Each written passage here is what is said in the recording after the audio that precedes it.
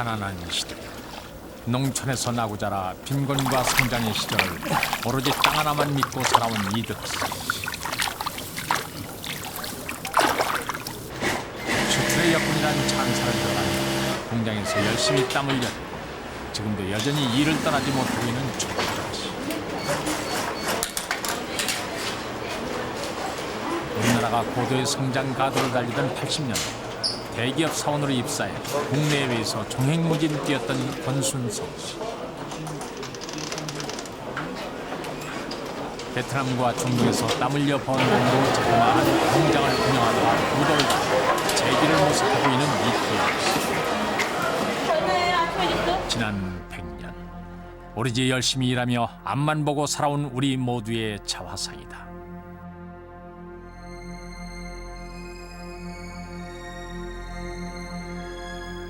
그토록 열심히 일했던 이유는 단 하나였다. 먹을 것조차 제대로 없었던 가난. 20세기의 절반 이상을 채웠던 극심한 가난으로부터 벗어나기 위한 처절한 몸부림이었다. 그렇다면 20세기의 끝에 서 있는 지금 우리는 빈곤으로부터 진정 해방되었는가?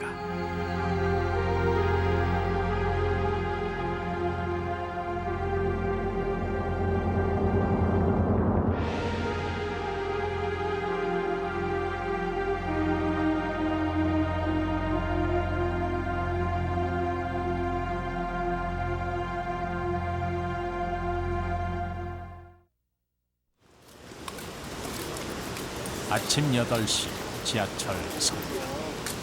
권순성 씨는 요즘 거의 매일을 일산에서 서울역까지 승용차 대신 교외선 열차를 타고 출근한다. 1981년 27의 나이로 입사해 올해로 직장생활 20년째. 결코 짧지 않은 시간을 권순성 씨는 정말 열심히 일했다.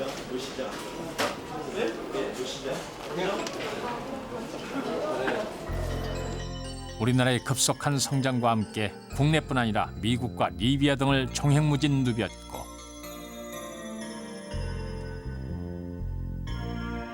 (87년경에는) 비록 자그마하지만 집도 장만했고 중고차도 한 대 마련했다. 이만하면 그래도 여유 있는 삶이라고 중산층은 된다고 생각을 했다. 하지만 권순성 씨는 요즘 자신을 더 이상 중산층이라고 생각하지 않는다. 진짜 그렇게 넉넉하게 쓴다고 생각하고 이랬는데 사실 따져보고 보니까 갑자기 그렇게 넉넉하거나 이런 게 아니었다는 생각이 들더라고요. 그러니까 우선 씀씀이가 줄어들 수밖에 없고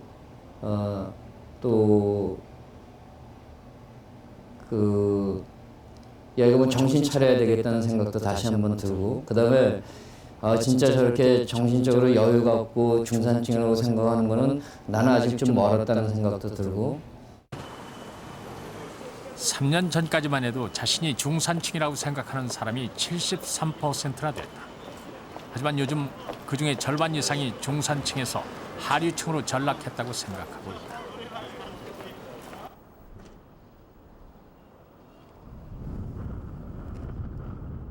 그렇다면 가난을 벗기 위해 피나는 노력을 냈고 그 결과 이제 어느 정도 가난에서 벗어났다고 생각했던 지난 한 세기. 그 100년은 과연 우리에게 무엇이었을까?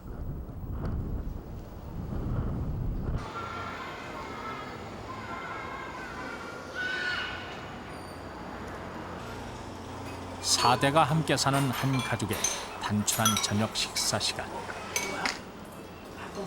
고향인 전라도 순창 땅에서만 110년을 살다가 서울의 아파트 생활을 시작한 지 4년째인 손영만 할아버지.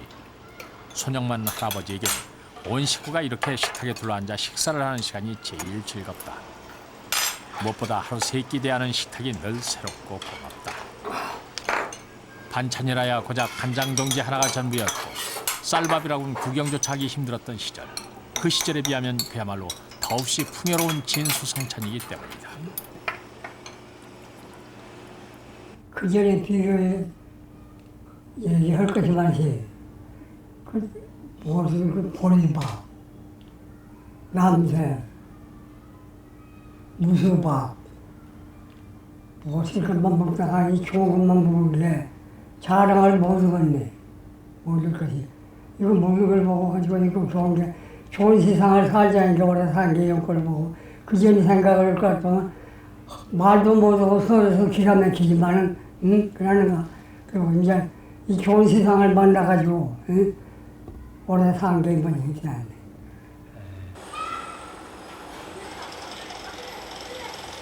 한 세기를 넘게 살았지만 손영만 할아버지는 그 세월의 대부분을 지독한 가난을 겪으며 살았다. 특히 일제치하에서 보내야 했던 청장년 시절은 굶주림에 기억한다.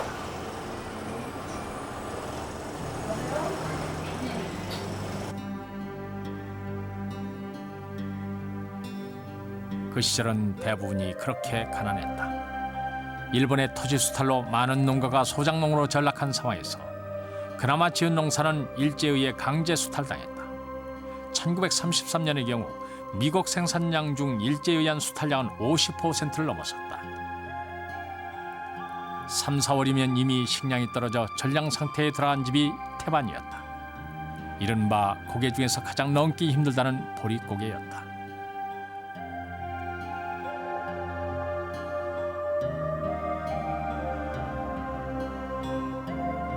사람들은 초여름 보리가 수확될 때까지 산과 들을 헤매며 나무를 캐고 나무 껍질을 벗겨 끼니를 이었다. 사람들은 하루하루를 힘겹게 목숨을 이어갔다.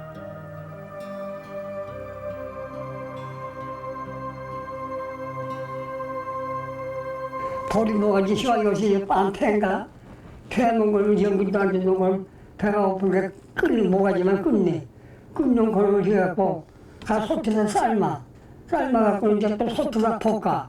볶으면 팍 버리면 그걸 뽀사갖고 쳐갖고 기본 쪄갖고 물에다가 끼갖고 그놈 먹고 청맥죽이라고 하니 그거 뭐 청맥죽 보리맥자 그놈 먹고 한 무술 먹고 그래도 배부르게 묶어져 있으니까 모르니까 깨끗해서 무슨 꺼내서 밭에 가서 떡을 연근 들려까지 지랄도 모르고 끊어서 먹는 게 그게 배고픈 사람. 산이 저 풀, 애기 뱉는 풀. 그놈도 패는 속에 포들포들 후는 그놈도 뽑아서 까서 먹고. 그 먹고 사는 그 생명의 애착심이 어떻게 그 강했던지 아카시아 꽃. 아카시아 꽃에다가 쌀을 섞어 먹어도 안 들리니 누가 정민소에 가면 축제가 있습니다. 햄이 있는 축제. 축제에다가 아카시아 꽃에다가 범벅해가지고 계속 묵으면은 얼굴이 이렇게 부었어요. 먹는 것도 신장 허리와 밭을 매였으니 가서 밭을 매려기는 어지러워하고 땅이 누런이 생겨서 이렇게 어쩌다가는 더욱길래 일어나려고 하면 팍 시러지려고 해서 더러 주장금 주고 그랬어요. 어메어메 뭐들하고 날았는가. 걸레 밑에 죽었으면 내가 이런 가정이 안 만날 것인데 이런 가정 만나갖고 못 살겠네 어머니. 내가 한자 분담했어요 그랬어요. 그러나 우리 어머니가 살아라. 뼈 만나고 가족 만나면 살아라. 자손 낳는데 어쩔 것이냐. 해방은 됐지만 그나마 남아있던 농사 기반이며 산업 기반은 전쟁으로 완전히 무너졌다. 전국토가 전란에 휩싸인 상황에서 남은 것은 아무것도 없었다. 모든 것이 파괴된 폐허 위에서 남은 자들의 삶은 너무나 비참했다. 피난민들은 깡통을 펴서 지붕을 만들고 미군 부대에서 흘러나온 시레이션 상자로 얼기설기 움집을 엮어 당장의 비바람을 피했다. 생필품 구하기는 하늘의 별 따기였다. 구할 수 있는 것이라곤 구호물자뿐이었다.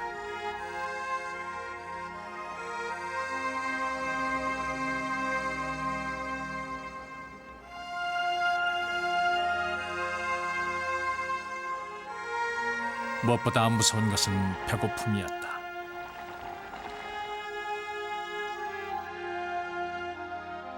전쟁의 와중에서 먹을거리를 찾는다는 것, 그것은 바로 생존 그 자체였다. 그렇게 힘겨운 3년이 흐르고 전쟁은 끝이 났다. 그러나 56년 현재 전략농가는 22만 호 100만 명에 이르렀고 보릿고개는 여전히 계속됐다.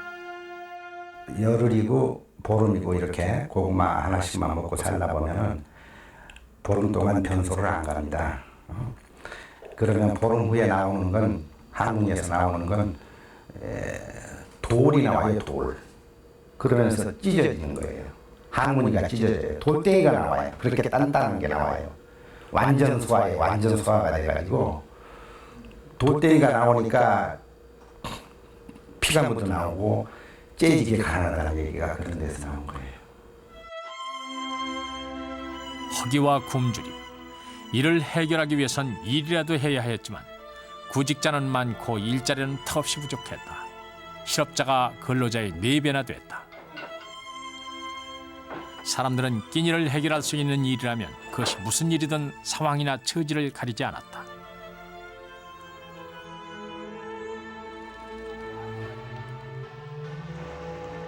이러한 극심한 배고픔을 해결하는 데 다소 도움을 준 것이 바로 원조 양국이었다. 1955년에 체결된 한미 잉여농산물 협정에 따라 그 이듬해부터 70년까지 매년 5, 60만 톤의 원조 양국이 무상 도입됐다. 도입 품목은 쌀과 보리, 밀, 옥수수 등 국내 양곡 생산량의 10%에서 많게는 20% 이상 되는 양이 도입됐다. 하지만 국민들의 배고픔을 해결하기에는 턱없이 부족한 양이었다.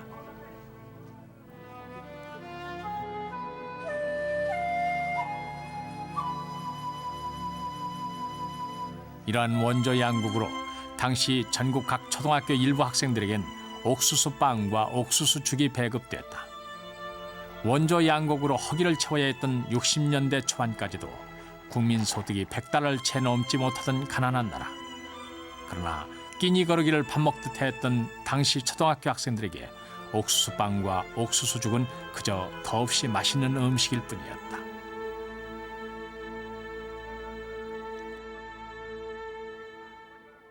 (1학년) (2학년) 때까지는 옥수수죽 먹었어요. 옥수수죽 먹었는데 학교를 3시 다니다 보니까 저는 도시락이 없어가지고 옛날 녹그릇 있죠, 녹그릇. 아버지 녹그릇 들어가서 타 먹었어요.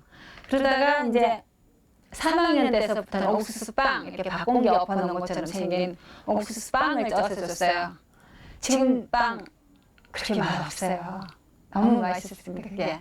근데 지금 생각하니까 그게 지금 우리가 이 소말리아, 그런데 원조해주는 거 미국에서 그 지원해줬다는 거. 그때는 어려서 몰랐죠. 먼저 맛있다는 거 하나만 생각하고 먹고, 그 주간 그릇 조금이라도 더 타 먹으려고 밥그릇 들고 뛰어가고.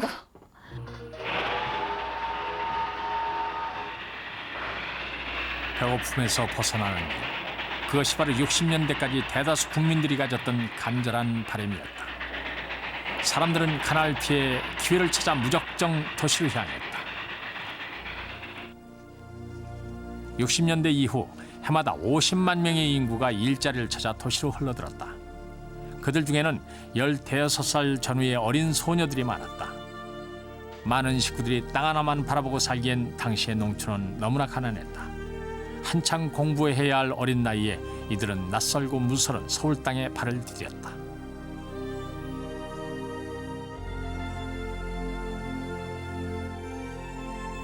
김연자 씨 역시 19살의 나이에 서울 땅을 밟았다. 얼마 되지 않은 농사의 설상가상으로 아버지까지 몸져 눕게 돼 누군가가 돈을 벌지 않으면 안 되는 상황이었다.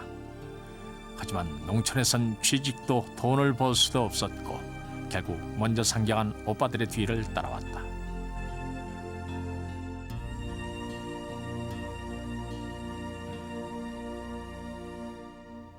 농사 조금 짓는 거 그거 갖고는 식량도 채 부족했었고요.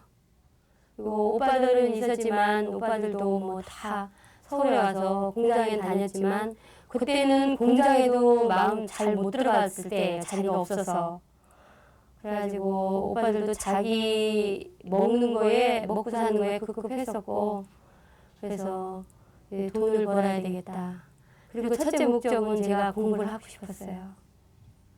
공부를 하고 싶었고 돈도 벌고 공부도 해야 되겠다라고 생각하고 서울로 왔어요. 큰언니하고 셋째 언니는 부산에 가서 있었고 이제 둘째하고 저하고는 이제 서울로 올라왔죠. 다 왔죠. 식구가 이제 반 나눠져서 부산에 반 남고 나머지는 서울로 일자리 찾아 올라온 거죠. 일자리를 찾아 올라와갖고 이제 무턱대고 어디를 아무나 데나 갈 수 없으니까 수출공단이 있다더라. 소문만 듣고 수출공단 찾아가서 게시판 보고 찾아갔죠. 아무도 모르는 상태니까. 그래갖고 이제 들어가면서 거기서 친구 사귀어갖고 이제 회사를 알게 되고. 무작정 바라고 온 서울. 그러나 구직자로 넘쳐나는 서울 한복판에서 일자리를 얻는다는 것은 결코 쉬운 일이 아니었다. 이들은 그저 식모살이며 구두 닦기, 버스 안내양 등 닥치는 대로 일을 하며 돈을 벌었다. 그나마 일자리에 숨통이 트인 것은 수출 공장이 여기저기 들어서면서부터였다. 14만 평의 허허벌판에 진리하게 서 있는 수많은 공장들. 이것은 우리나라의 공업단지로서는 첫 선을 보인 구로동 수출공업단지의 우람한 모습입니다. 62년 경제개발 5개년 계획이 대대적으로 시작되면서 곳곳에 대규모 수출공단이 들어서기 시작했다.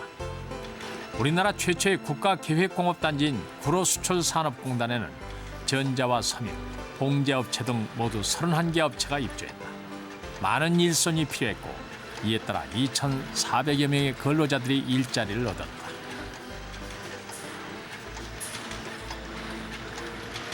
모든 역량을 수출에 집중해서 수출이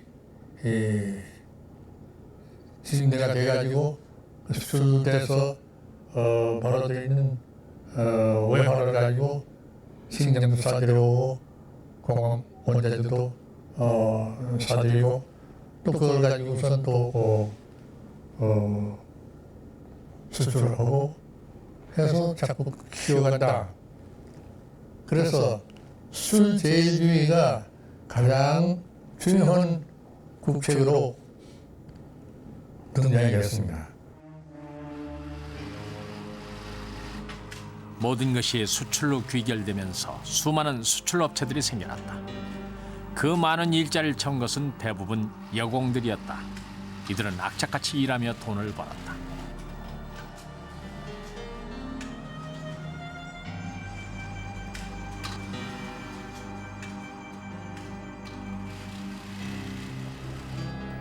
그러나 고향을 떠나 힘겹게 얻은 일자리의 환경은 한없이 열악했다. 환기도 되지 않은 작업장에서 그들은 새우잠을 자며 일했다. 그러한 환경 속에서 받는 임금 역시 형편없이 낮은 수준이었지만 한 푼이라도 더 벌어야 한다는 생각에 그들은 연일 계속되는 야근도 마다하지 않았다. 일당이 200원이에요. 200원이었는데 그 잔업을 보통 한 달에 한 100시간 이상을 했었거든요. 100시간 이상 하면 보통 11시, 12시까지 했어야 돼요. 그렇게 해가지고 저희가 10,000원, 한 달에 10,000원.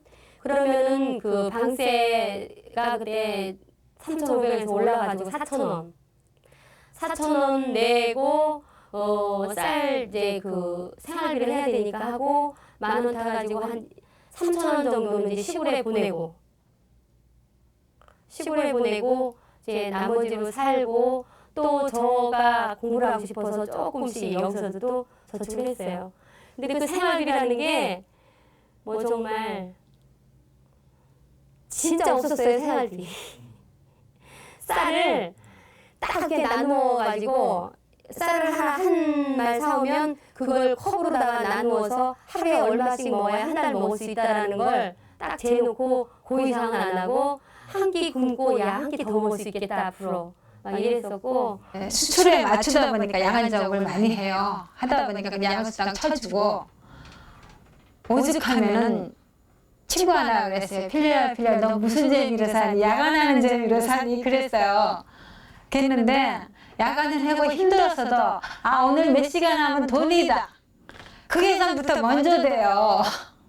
지금 아마 그 계산하는 사람 없을걸요?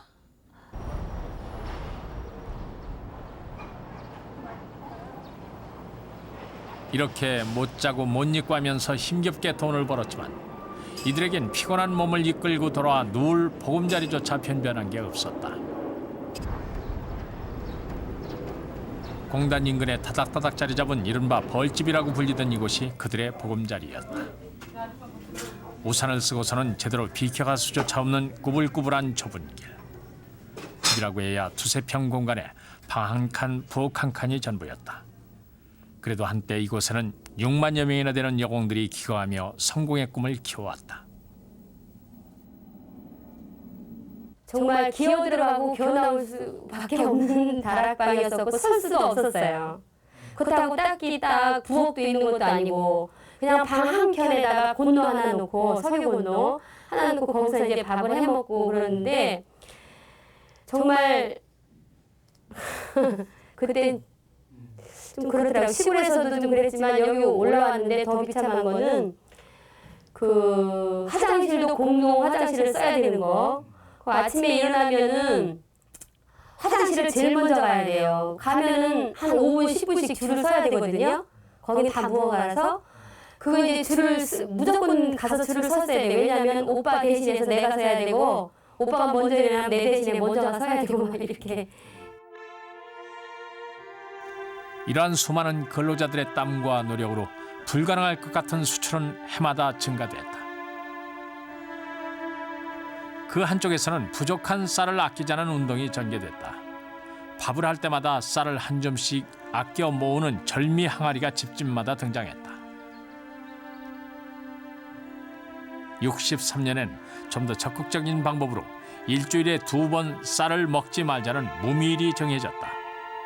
쌀밥 대신 영양 많은 밀가루를 먹자는 분식운동이 대대적으로 펼쳐졌던 것이다.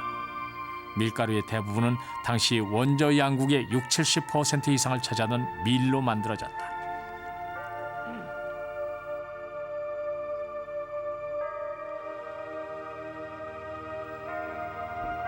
(69년부터는) 쌀을 아끼기 위해 밥에다 직접 보리를 섞어 먹는 혼식운동이 전개됐다.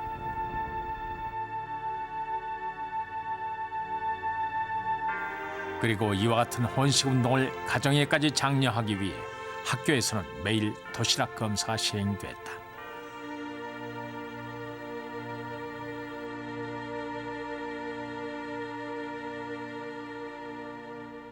그 도시락이라는 게 뭐 거의 다 잡곡이죠. 잡곡인데 그 중에 이제 조금 생활이 경제개발하면서 조금 생활이 나아지니까 이제 사람들이 때로는 쌀밥을 먹는 집도 이제 나타나기 시작했고 그랬을 때 이제 오히려 정부에서 그걸 통제를 했죠. 그래서 이제 그 제일 어차피 집에서 밥 해갖고 식구들이 먹는 밥 떠가지고 도시락을 해갖고 오는 거니까 학교에서 이제 검사를 해서 분식 그 쌀밥만 갖고 온 사람들은 체크하고. 그래서 반드시 뭐 제가 정확하게 지금 기억은 못하겠습니다만 뭐 20%를 잡곡을 넣어야 됐던가 뭐 그래갖고 그 선생님이 일일이 점심 때 잡곡을 넣은 걸 체크했던 기억이 있습니다. 경제 개발은 계속 박차를 가하고 있었고 사람들은 여전히 도시로 향했다. 이 같은 이농 현상으로 농촌 인구는 67년을 고비로 급격히 감소하기 시작한다. 그러나 도시는 이미 만원이었다. 상경했던 수많은 사람들이 도시의 한켠으로 밀려 도시의 빈민층으로 자리를 잡았다. 야트막한 산꼭대기까지 빽빽하게 무허가 판잣집들이 들어서고 이른바 달동네들이 곳곳에 생겨났다. 66년 현재 서울 인구 880만 명 중 3분의 1에 가까운 127만 명이 무허가 주택에 살고 있을 만큼 도시 빈민 문제는 심각했다. 경제 개발을 외치며 수출 목표가 차곡차곡 달성되고 있는 한편에서 이들은 하루 벌어 하루를 먹으며 힘겨운 삶을 살았다.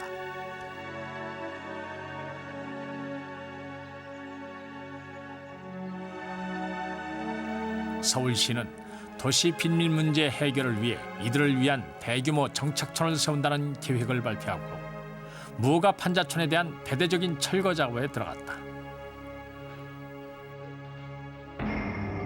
66년에서 68년 사이 철거된 무허가 판잣집은 무려 43,000동.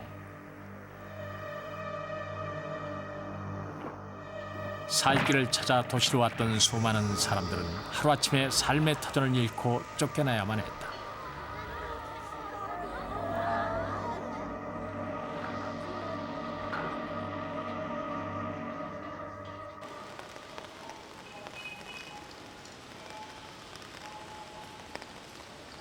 그렇게 해서 간 곳이 경기도 광주, 지금의 성남시였다. 연립주택이 빼곡히 들어서 있는 이곳. 철거민 이주 초기의 모습은 찾아보기 힘들지만 30여 년 전 눈물을 머금고 쫓겨와야 했던 철거민들의 삶이 어떠했는지를 다소 짐작할 수 있다.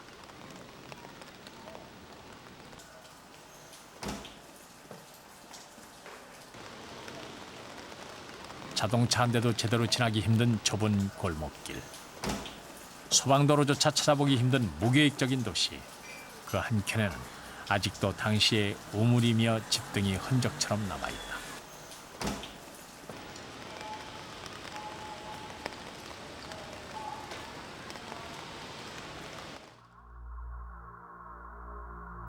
서울 각지에서 철거된 빈민들이 이곳 광주 대단지로 몰려들기 시작한 것은 69년 5월부터 70년까지 모두 12만 명이 이주했다. 그러나 그들 앞에 놓인 것은 그저 황무지 그것뿐이었다. 주민들은 도로와 배수시설조차 없는 이곳에 천막을 치고 살아야 했다. 일자리는 없고 입에 풀칠조차 하기 어려웠다. 전체 굶을 때가 많았어요. 그러니까 누가 밥을 먹으면 밥이 그렇게 먹고 싶대요. 밥이 그렇게 부러먹고 살았대요. 그 정도로 배가 고프더라고요. 그 사람 눈물 나와요. 누가 밥 먹으면 옷이 그렇게 부러워요. 돈이 부러우면 어떻게 살아요. 밥이 그렇게 부러워요. 누가 밥을 먹고 있으면. 그러니까 그 정도로 배가 고프더라고요.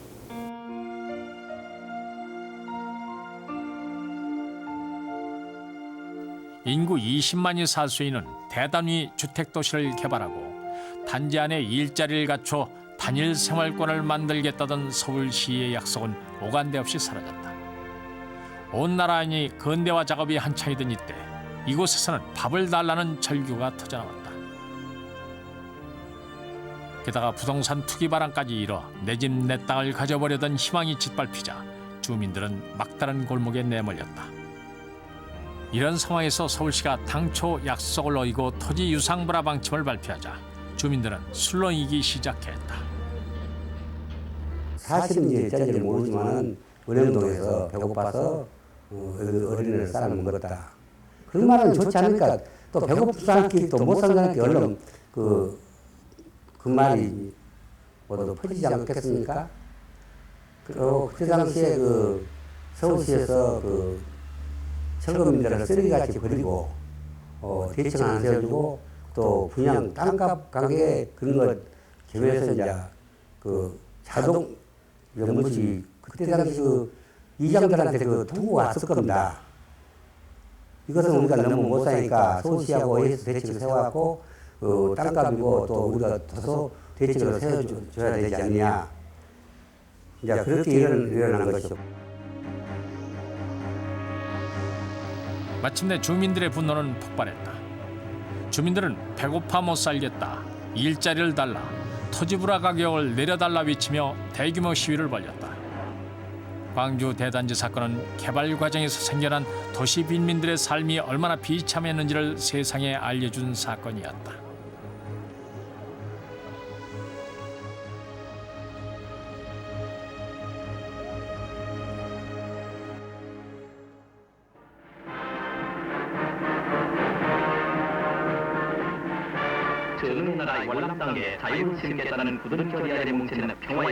이렇듯 많은 사람들이 아직도 가난의 굴레를 벗어던지지 못하고 있는 가운데 65년 이 땅의 수많은 젊은이들이 월남으로 떠났다.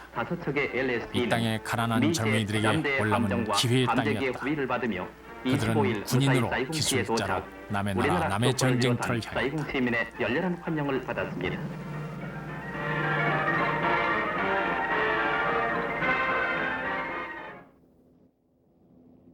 65년부터 시작해 맹호, 청룡, 백마 등 파월 한국군은 32만 명에 달했다. 이들이 전쟁터에서 목숨을 걸고 싸운 대가로 받은 수당은 한 달 평균 40, 50불. 당시 1인당 국민소득이 105불 정도인 것을 감안하면 상당한 액수였다. 죽을 뻔한 일도 많았었지만은 용케 살아서 다시 돌아와서 그때 저희들이 받은 그 봉급 액수가 약 한 40불 전에 갖고 왔는데 85.5%는 국내로 수문했고 나머지 가지고 그 월남 휴원지에서 담배 사피고 뭐 그런 데 썼습니다. 그래가지고 저희들이 월남 파병해가지고 국내 사정이 무척 어렵기 때문에 아마 국내에서는 그 돈으로 땅을 산 사람도 있고 또 뭐 가정에 보탬이 된 사람도 많습니다.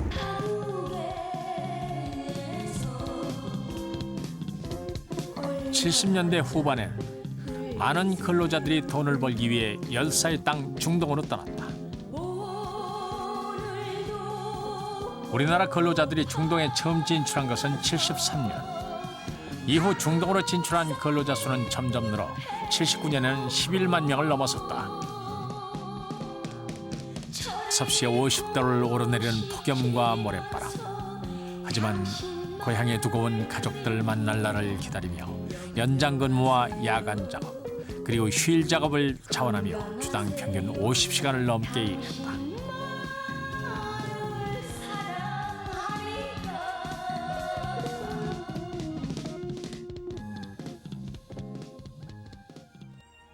일벌레란 놀림까지 받아가며 우리 근로자들은 79년 한 해만 64억 달러가 넘는 수주고를 올렸다. 그것은 바로 고국의 향수와 가족에 대한 그리움을 눈물로 참아내며 오로지 일만 했던 우리 근로자들이 이뤄낸 신화였다. 그 지금도 가만 세모니까 밤에 그 방인지 낮인지 그 졸면서도 일을 했으니까 자고요. 이 조리식 아파트를 이제 9층, 8층짜리 이제 그 건설하는데 그 층당 얼마에 우리 공사들한테 줬어요.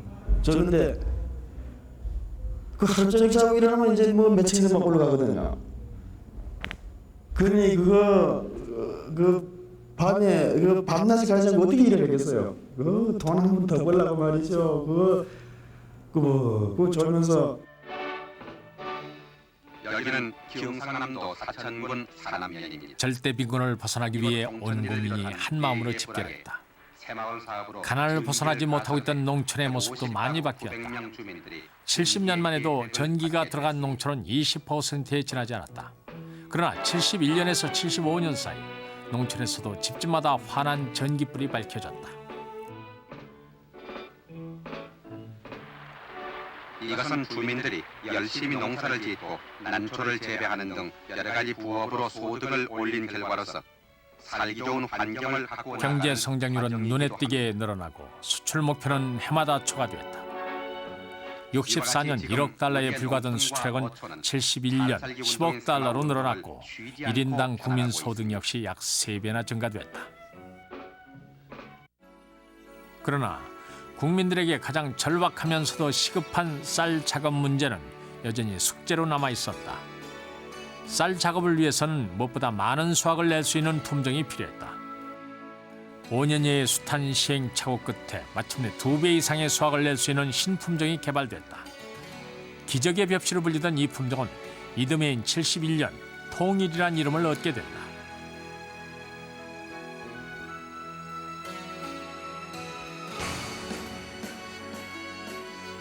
늘 먹을 것이 부족했던 우리에게 통일벼는 식량난을 해결할 수 있는 유일한 대안이었다. 74년 통일벼는 약 18만 헥타르에 보급됐고 이를 위해 군인과 공무원 등 연간 600만 명의 인원이 동원됐다.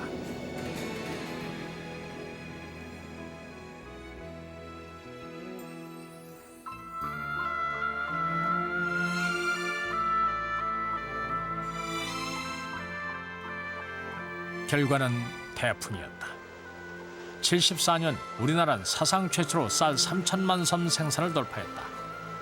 평년작보다 무려 35.3%, 예상 수확량을 11%나 넘는 양이었다. 그것은 해방 이후 최초로 이룬 쌀의 작업이었다. 바로 통일벼의 힘이었다. 먹을 게 없었고 정말 뭐 감자 버리게 했던 경우보다 끊이고 그러다가 통일료가 나오기 시작해서 그 정말 엄청난 수확이 나왔을 적에 정말 아주 큰 보배덩어리 만난 것처럼 그렇게 기분이 좋았고 또 실질적으로다가 그 통일료가 굉장히 많이 떨어졌어요. 난리가 됐습니다. 그게 바닥에 처음에 벽일 쪽에 떨어지는 걸 보고는 이게 이렇게 많이 떨어지는 게 심지 말아야 되겠다고 그런 생각을 했는데 그렇게 땅바닥에 노바닥에 쏟아지면서도 수확이 그렇게 많이 났습니다. 그래서 자료 같은 걸 일반 요신문 쪽에 예를 들어서 한 10자루 정도 가져가면 아마 이 논바닥에 별을 다 떨 것이라고 생각을 하고 그거보다 많이 나겠지 그리고 한 10대 이렇게 주문을 해가지고 보면 그게 모자라가지고 다시 자료를 가지러 집으로 뛰고 그랬던 생각이 지금 아주 굉장히 나네요. 일반 쌀보다는 한마산 적어도 그래도 보리밥보다는 그래도 쌀밥인데 얼마나 좋겠습니까. 그래서 참 농민들이 그 통일로 나와가지고 그때 참 많이 그 좋았고 또 농사 짓는 의욕도 가졌었고 참 좋았었습니다. 쌀은 먹고도 남을 만큼 넘쳤고 입합의 고깃국은 현실이 됐다. 보릿고개를 힘겹게 넘어온 국민들에게 쌀의 작업 그것은 꿈 같은 일이었다.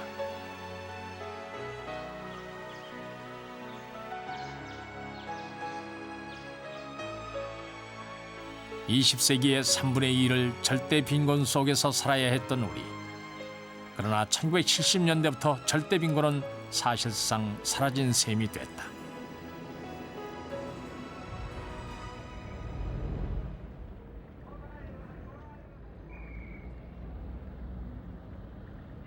(78년) 말 1인당 GNP가 1000불을 돌파함으로써 국민 생활은 바야흐로 천불 시대를 들어선다. 소득이 높아지고 삶이 비교적 여유로워지면서 사람들의 관심도 다양해지기 시작했다.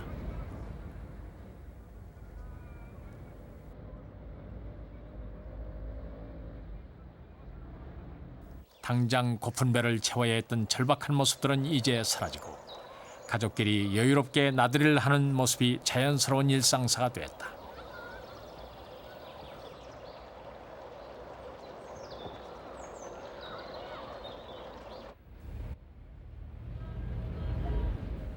일부 고위층의 사치품으로 여겨졌던 자동차는 생활 필수품으로 차츰 자리를 잡아갔다.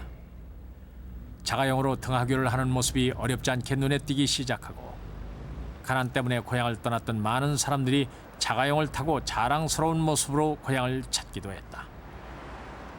예전에 없던 자동차 문화란 말까지 생겨났다. 60년대 초 처음 선을 보인 마포 아파트 단지에 이어 75년에는 서민 아파트군 중 하나인 잠실 아파트 단지가 선을 보였다.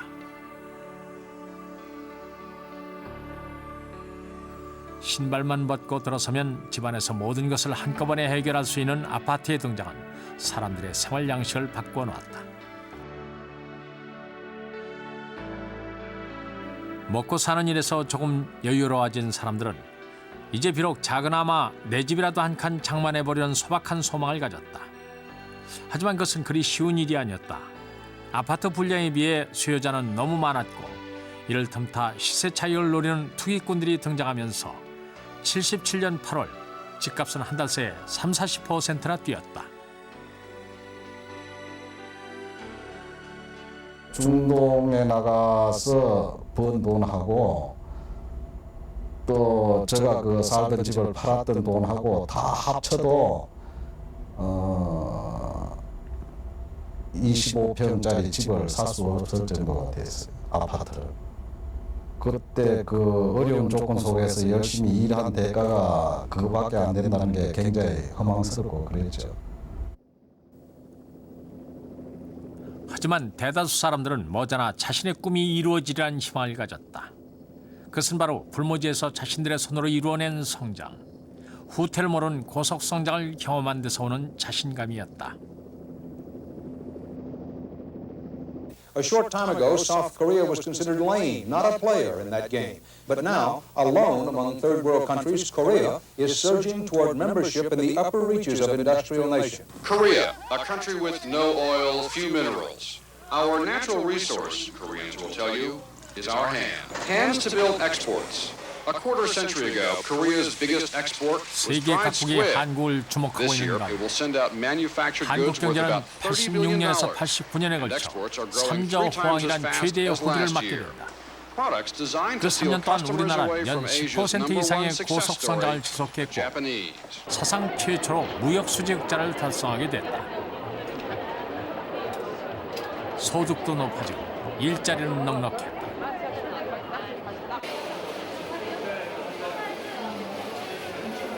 사람들은 마음껏 여유를 즐겼다.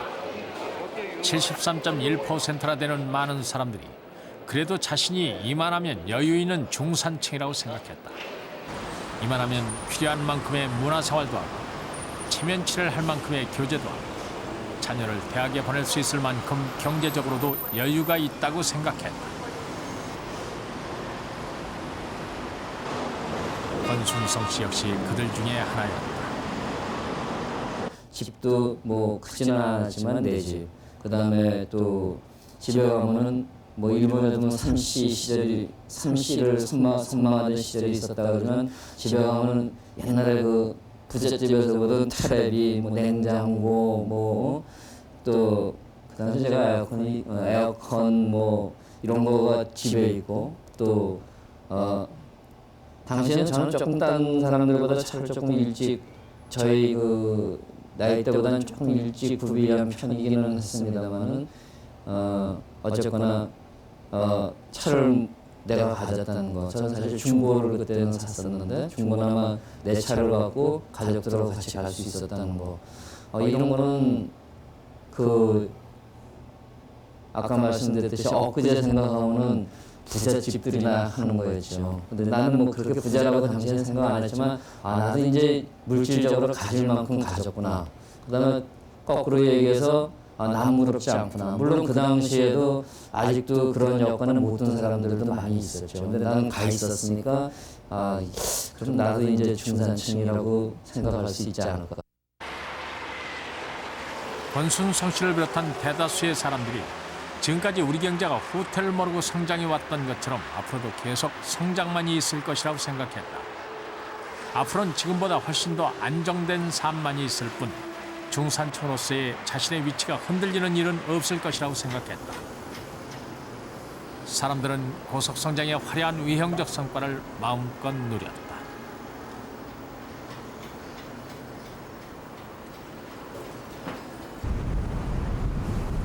그러나 그동안 고속 성장에 가려져 왔던 성장이란 이름 아래 누적돼 왔던 문제점들이 하나둘 드러나기 시작했다. 60년대 이후 세계에서 유례를 찾아볼 수 없을 만큼 빠른 성장을 해온 한국 경제는 성장이 급속히 저하되기 시작했다. 그리고 드디어 97년 우리는 사상 최악의 경제 위기를 맞이하게 된다.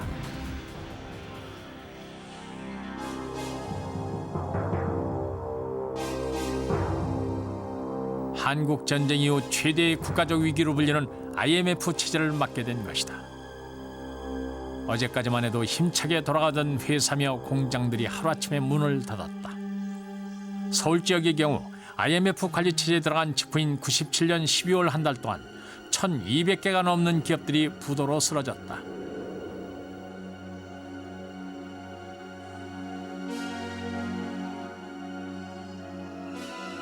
그동안 오로지 열심히 일만 하며 살아왔던 수많은 근로자들이 하루아침에 직장을 잃었고 정리해고니 구조조정이냐 하는 고통을 당하게 됐다. 가까스로 남아있게 된 사람조차 언제 일이 끊기게 될지 모르는 상황이었다. 99년 1월 실업자 수가 200만 명에 육박하고 실업률 역시 8.5%로 33년 만에 최악을 기록했다. 일자를 잃은 대다수의 사람들이 노숙자로 전락했다. 자그마한 오토바이 부품 재생 공장을 운영하던 이태영 씨 역시 그렇게 하루아침에 부도를 맞고 혼자가 됐다. 불과 한 2, 3년 사이에 물건 나는 거 쓰면 안 되고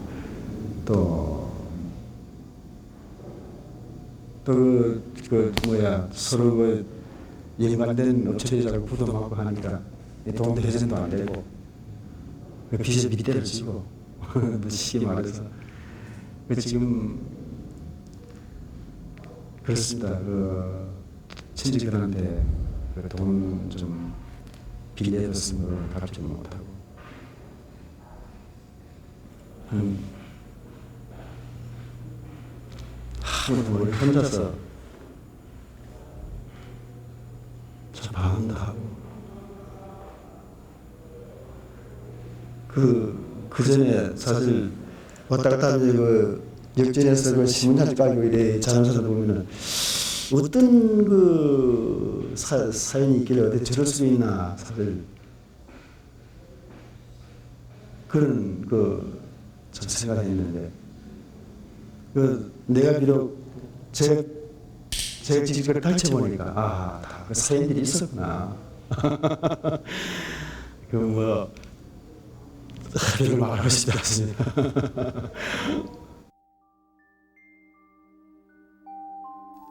IMF 이후 자신이 중산층이라고 생각하던 사람들의 생각 역시 크게 바뀌었다. IMF 이전까지만 해도 자신이 중산층이라고 생각했던 사람들은 무려 73.1%. 하지만 IMF 이후 36.9%로 크게 줄었다. 기존의 절반 이상인 37.5%가 자신은 더 이상 중산층이 아닌 하류층으로 전락했다고 생각하고 있다. 집 살 때 융자 받은 거에 대한 부담감도 갑자기 더 생기고 또 이제 옛날에는 그런 거 갚는 건 크게 문제라고 생각 안 했어요. 흘러가면 다 갚을 거라고 생각했는데 이제는 갑자기 저 돈도 갚아야 되는구나 하는 생각이 현실을 다시 한번 느끼게 되고 외식 같은 거는 이제 그 다음에 저희는 굉장히 많이 줄는 것 같아요. 거의 없다시피 해요. 왜냐면 그전에는 그게 참 이상한. 그전에는 어떻게 보면 굴러갔어요. 굴러갔는데 이제 계산을 해보니까 이게 굴러가는 게 아니더라고요. 그러니까 집사람도 저한테 제안을 하고 그래요. 일단 외식 같은 거 줄이고 애들 용돈 줄이고 그다음에 우선 회사 같은 경우도 그렇잖아요. 전에는 해마다 일정률이 봉급이 올라가고 또 보너스도 늘어가고 이런 것이 일반적이었던 데 비해서 이제 직급이 올라가도 봉급은 더 줄고 일단 수입이 줄으니까 적게 갈 수밖에 없는 거죠. 그러니까 없다 보니까 또 적게 쓰게 되는 거고 그러다 보니까 스스로 왜소함을 느끼게 되고 그다음에 내가 옛날에 그렇게 섰던 자리가 내 자리가 아니었구나라는 생각도 들게 되고 주변에서도 그런 거 많이 봐요.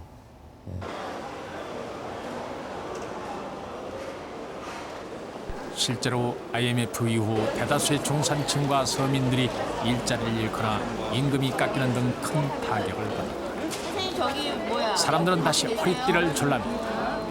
하지만 곧 허망함을 느끼게 된다. 고통분담, 그것은 모두의 몫이 아니었다. 최근에 있었던 고급옷 로비 사건, 한 벌에 수천만 원을 헛가는 고급옷 사건은 더 이상 줄일 것이 없을 정도로 빠듯한 생활을 해나가고 있는 대다수 중산층과 서민들의 마음을 허탈하게 했다.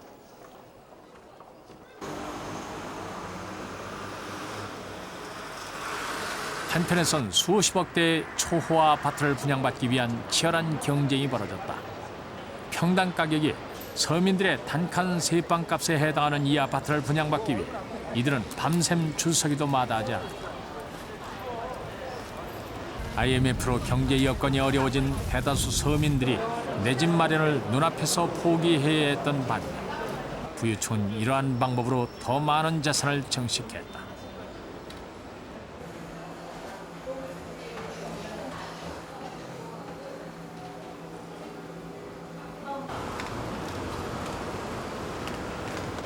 주가 1000포인트가 가져다준 소득 역시 부유층의 몫일 뿐 서민들에겐 그저 남의 일일 뿐이었다. IMF 초기의 고금리가 부유층에겐 오히려 재산 증식의 기회가 됐고 그들은 가만히 앉아 환율과 이자율만 가지고도 엄청난 소득을 올렸다. IMF는 상위층과 하위계층 간의 부익부 빈익빈 현상을 더욱 심화시켰다.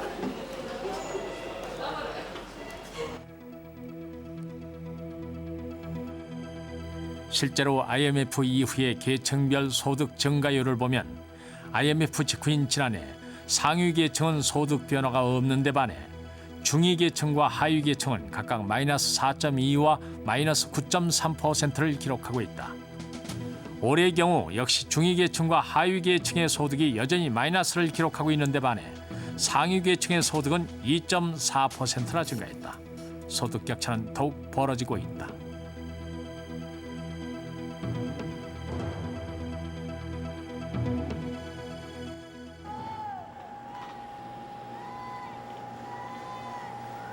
달동네로 더 잘 알려져 있는 서울 봉천동.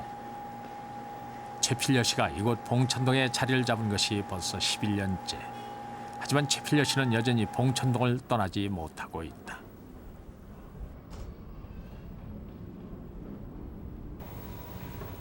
거실로 들어서면 제일 먼저 눈에 띄는 것이 바로 손때 묻은 재봉틀이다. 지난 18년간 하루 18시간의 재봉틀 작업은 생계에 큰 보탬이 된다.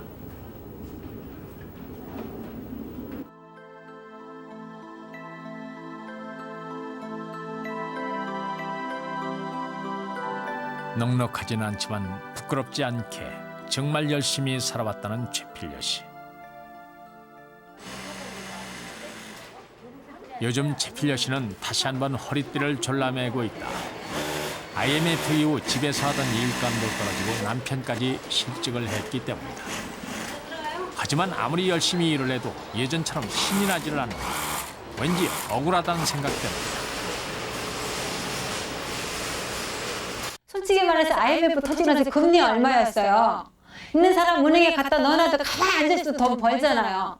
버는데 IMF 터져서 잘린 사람들은, 지금 직장 잃은 사람들은 뭐 먹고 살아야 돼요? 먹고 살 게 없잖아요. 일자리가 있어야 가서 일을 하죠.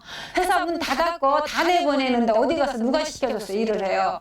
그러니까는 일할 수 없는 거 하고 그동안 그래도 조금이라도 모아놨던 걸 써야 되잖아요. 그러니까 다시 바닥으로 내려가잖아요. 있는 사람은 은행에서 이자가 점점 더 늘어가고 거기서 부하가 나는 거죠. 이 분배의 악화 내지는 부익부 빈익빈 이 현상이라는 것은 그동안에 우리 경제 운용 기조하고 상당히 밀접한 관련이 있습니다. 잘 아시겠지만 개발연대에는 선성장 후분배였습니다. 명시적으로. 제4차 경제개발, 사회경제개발 5개년 계획 때부터는 그런 문제가 명목적으로는 이 정책적인 관심을 보이는 듯 했습니다만 실제로 우리 경제정책사에서 분배 문제에 그리고 이 후생 복지에 정책적인 중점을 두는 게 별로 없습니다. 요사이 들어와서 이제 조금 그런데 관심은 높아지고 있습니다만 그렇기 때문에 여기에서 우리가 보면은 이 산업적으로나 지역적으로나 혹은 이 계층적으로 이 불분배 현상들이 상당히 심하게 왔다는 거죠. 여기에서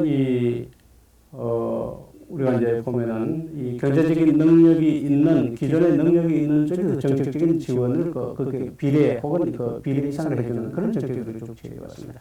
그러니까 시간이 지나면 지날수록 이 갭이 간격이 자꾸 넓어질 수밖에 없었던 거죠.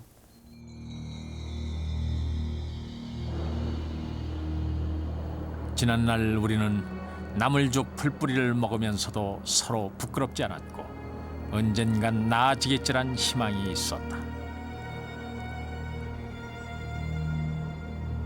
그러나 오늘날의 빈곤은 아무리 노력해도 제대로 대가를 받지 못하고 있다는, 노력하지 않고도 잘 사는 사람이 너무 많다는 상대적 박탈감에서 오는 빈곤이다.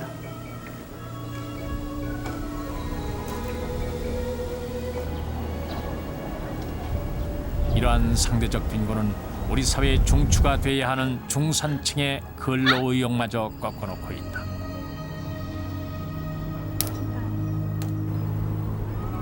지금 우리가 겪고 있는 상대적 빈곤은 과거의 빈곤보다 훨씬 더 골이 깊고 넓다.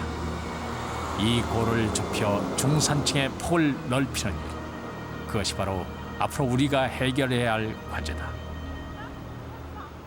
저희는 뭐 10년 전이나 20년 전이나 또 앞으로도 그 일하는 자세나 이런 건 똑같거든요.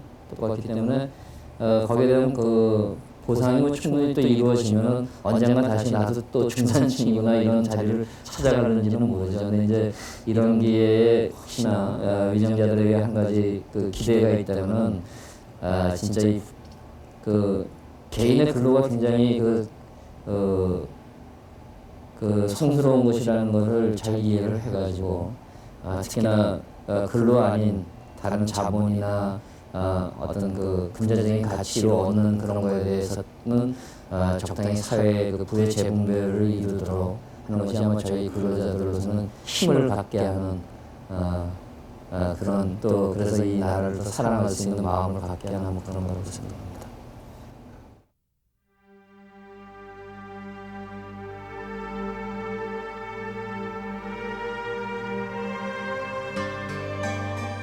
지난 100년 우리는 그 세월의 절반 이상을 극심한 가난 속에서 살아야 했다.